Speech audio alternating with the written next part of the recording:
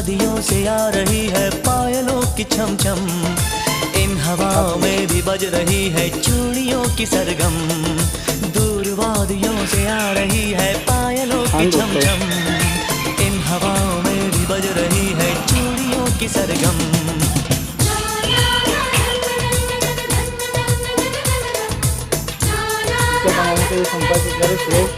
Hello guys, तो हमारे building worker साहब ने कुंदन साहू ने बनाया है सीता बनाने का मशीन।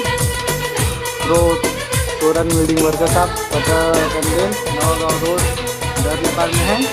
यहाँ पर आकर सीता बनाने का मशीन बना रही है। चल नीचे कर भैया।